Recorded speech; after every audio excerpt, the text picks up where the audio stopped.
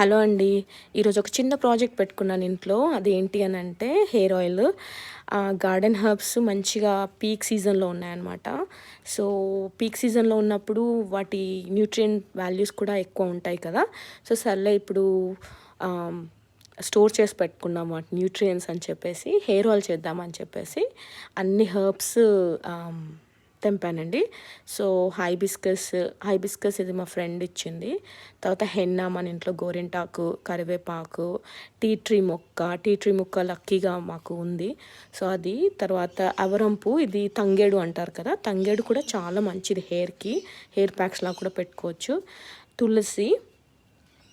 తులసి తర్వాత బ్రింగరాజ్ నేను 2 కప్స్ వేసాను, ఎందుకంటే బ్రింగరాజ్ ఈజ్ వెరీ గుడ్ కదా ఆయిల్స్కి. బ్రింగరాజ్ తర్వాత బ్రాహ్మి, ఇది చిన్న వెరైటీ బ్రాహ్మి అనమాట, ఇది వేసాను. ఇది కూడా 2 కప్స్ వేసాను పెద్దవి. తర్వాత దవనం వేసాను.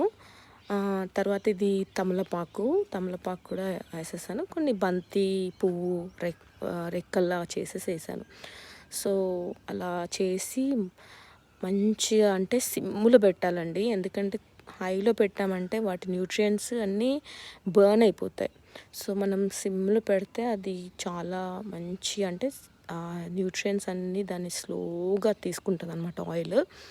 మనం తొందరగా అయిపోతుంది కదా అని చెప్పేసి పెడితే అవి న్యూట్రియంట్స్ రావు మనకి. సో ఆయిల్ కూడా మీకు ఒకలాంటి స్మెల్ వస్తూ ఉంటుంది, మాడిపోయిన స్మెల్. సో అందుకనే జస్ట్ చాలా సిమ్లో అనమాట, as low as you can పెట్టేస్తే నాకు 2 hours పడుతుందండి ఇది కావడానికి. 2.5 hours మొత్తం పెట్టిన తర్వాత కూడా నేను ఏం చేస్తానంటే అది ఆయిల్ని అప్పుడే వేడిలో వంపాను. అదొక 1-2 days అలా సెట్ చేసి పెడతానమాట.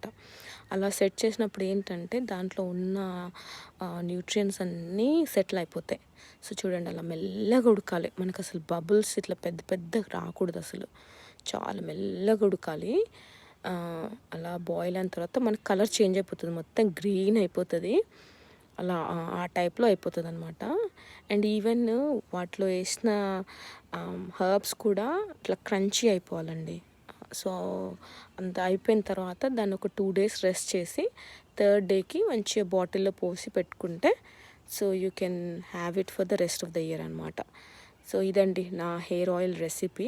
కానీ హెయిర్ ఒక్కసారి పెట్టుకుంటే ఎంత బ్లాక్ అయిపోతుంది అంటే చాలా ఇట్లా అసలు చాలా బాగుందండి. I'm very happy. నేను ఫస్ట్ టైం చేశాను ఇలాగా, but very good. Hope you liked it as well. మళ్ళీ కలుద్దామండి. బాయ్.